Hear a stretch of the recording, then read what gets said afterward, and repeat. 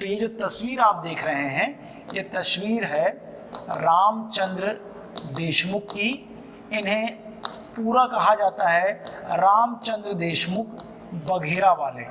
तो बघेरा जो है, बघेरा यही है आपका दुर्ग जिले में। तो देखिए छत्तीसगढ़ में लोक कला को प्रश्रय देने वाले लोगों में से दाऊ रामचंद्र देशमुख का नाम छत्तीसगढ़ में तो प्रसिद्ध है ही है। छत्तीसगढ़ से बाहर बंबई तक इनकी कला के स्तर को, कला के पारखी होने की बातों को लोग समझते थे। इन्हीं के प्रभाव में आकर के सदगति फिल्म की शूटिंग जो है वो छत्तीसगढ़ में हुई थी, जिसमें ओमपुरी थे और सदगति की एक हिस्सा छत्तीसगढ़ में फिल्माया गया है। तो दाऊ रामचंद्र देशमुख वो व्यक्ति थे जिन्होंने कला के लिए बहुत सारे प्रयोग किए, बहुत से कलाकारों को मंच दिया और बहुत सारे कलाकारों को निखारा। इनके गांव में जो देहाती कला मंच, इनके जो कला मंच था, उस कला मंच का नाम था कला मंच, उसका नाम था देहाती कला मंच।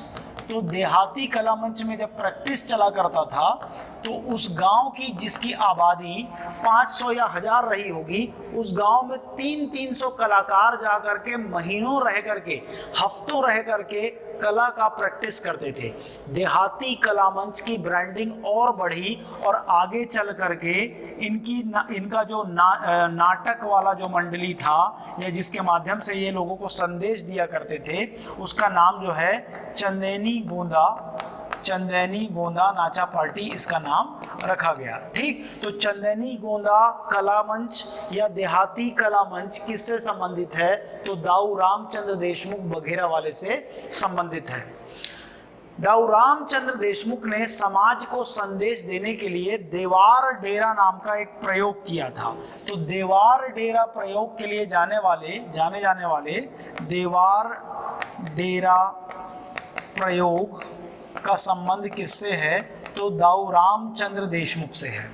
साथ ही पदुमलाल पुन्नालाल बख्शी की रचना है कारी का मंचन किसने किया था?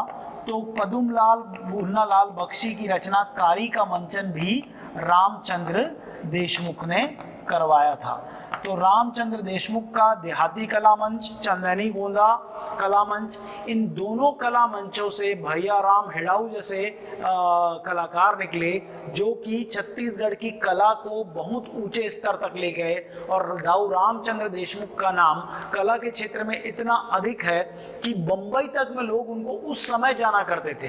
ये बहुत गंभीर नेचर के थे, ज़्यादा अधिक किसी से बातचीत नहीं करते। गति नाम की मूवी की शूटिंग छत्तीसगढ़ में होना, उसका पूरा क्रेडिट अगर किसी को जाता है तो वो दाऊ रामचंद्र देशमुख बघेरा वाले को जाता है। इनके कला मंचों का नाम याद रखेंगे, देहाती कला मंच, चंदेनी गोंदा नाचा पार्टी, देवार डेरा प्रयोग। तो देवार डेरा प्रयोग का क्या पर्पस था? देवार एक्चुअली घुमंतू प्रजाति हैं छत्तीसगढ़ की, और उनके आवाज़, उनके कला के हुनर को इन्होंने पहचाना और उनको बुला करके देहाती कला मंच और चंदेनी गोंदा का स्टेज दिया, उनको ट्रेनिंग दी और उनसे बहुत सारे नाट्य करवाए। इनफैक्ट जो कारी का मंचन किया, कारी मतलब पदुमलाल पुन्नालाल बख्शी की प्रसिद्ध रचना है कारी का मंचन जो है वो देवार डेरा प्रयोग से निकल करके हुआ। और देवार डेरा प्रयोग में जिन कलाकारों को इन्होंने मांझा था उनको इन्होंने कारी में इस्तेमाल किया और बहुत बेहतरीन इसका जो है मंचन कराया। इस कला मंच को जिस तरीके से दाऊ रामचंद्र देशमुख ने निखारा वो एक बड़ी बात थी। अब हम आगे बढ़ते हैं छत्तीसगढ़ में एक ऐसी पर्सनालिटी की तरफ जिनका नाम था हीरालाल चंद्राकर, लेकिन काव्य का एक लेवल होने के कारण इन्हें उपाध्याय और काव्योपाध्याय की उपाधि दी गई। तो धमतरी के प्रिंसिपल, धमतरी हाई स्कूल के प्रिंसिपल, धमतरी जिले में इसलिए नहीं पढ़ाया क्योंकि आपको पर्सनालिटी में लेके जाना था, हीरालाल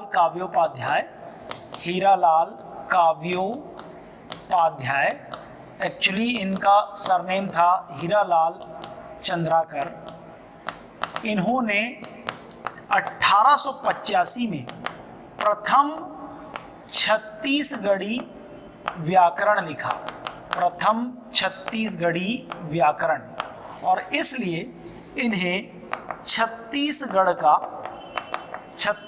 का पाणिनि कहा जाता है। पाणिनि कौन है? जिन्होंने पहली ग्रामर लिखी थी संस्कृत की। तो हीरालाल काव्योपाध्याय जो धमतरी के हाई स्कूल के प्रिंसिपल थे, इनके द्वारा लिखी गई ग्रामर, और इसका जब असेसमेंट हुआ तो किसी छोटे मोटे व्यक्ति ने नहीं किया। भारत में ब्रिटिश पीरियड में लिंग्विस्टिक एक्सपर्ट थे जिनका नाम था जॉर्ज ग्रियर्सन। तो जॉर्ज ग्रियर्सन जो थे, जॉर्ज ग्रियर्सन, ये मतलब इतना अपने भाषाई काम के प्रति समर्पित थे। इनका काम ही यही था कि सरकार के रिप्रेजेंटेटिव के तौर पे भारतीय भाषाओं का वो अध्ययन करें। तो उस समय कोई खास ट्रांसपोर्टेशन का मीडियम नहीं था, तो पूरा भारत बैलगाड़ी में उन्होंने नापा, और नापते नापते धमतरी पहुंचे, और धमतरी में इनको जानकारी प्राप्त हुई कि यहाँ के जो हाई स्कूल के प्रिंसिपल है उनका ग्रामर बहुत अच्छा है। जब ग्रियर्सन ने स्टैंडर्ड्स को देखा तो देखा कि बहुत ही अच्छी ग्रामर लिखी है। वहाँ बैठ के उसको कॉपी किया, फोटोकॉपी मशीन तो था नहीं, तो उसकी एक कॉपी को प्रोटेक्ट करने के लिए पूरा ग्रामर फिर से लिखा, जो कि हीरालाल चंद्राकर या हीरालाल काव्योपाध्याय ने लिखा था, और उसको उसके बाद ले जा करके उस समय का जो आर्काइव था, सरकार का जो आर्काइव था जहाँ चीज़ों को सुरक्षित रखा जाता था, वो बंगाल में था, और उसका नाम था एशियाटिक सोसाइटी ऑफ बंगाल। तो जॉर्ज ग्रियर्सन ने जब मानक व्याकरण पाया हीरालाल काव्योपाध्याय का, तो उस मानक व्याकरण की एक कॉपी लिख करके साथ ले गए और उसे स्टैंडर्ड ग्रामर के नाम से रखा एशियाटिक सोसाइटी ऑफ बंगाल में। हीरालाल काव्योपाध्याय की एक और रचना है जिसका नाम है दुर्गायन। तो अभी तक पूछा नहीं है, लेकिन कभी पूछ देगा कि दुर्गायन किसका रचना है, तो आप बताएंगे कि हीरालाल काव्योपाध्याय की रचना है। हीरालाल काव्योपाध्याय की मात्र 34 वर्ष की आयु में मृत्यु हो गई, लेकिन 34 वर्ष की इस आयु तक ग्रामर के लिए इतना काम कर चुके थे कि उन्हें काव्योपाध्याय की उपाधि जो है लोगों के द्वारा दी गई थी, शासन के द्वारा दी गई थी। और ऐतिहासिक महत्व ये कि उनके द्वारा लिखे गए ग्रामर को भारत का सबसे बड़ा लिंग्विस्टिक एक्सपर्ट जो था, जिसका नाम था जॉर्ज ग्रियर्सन, न केवल उसने मान्यता प्रदान की कि ये बहुत स्टैंडर्ड ग्रामर है, बल्कि एक कॉपी संरक्षित रूप से रखी उस समय के आर्काइव में, कहाँ? एशियाटिक सोसाइटी ऑफ बंगाल में। तो ये हैं हीरालाल काव्य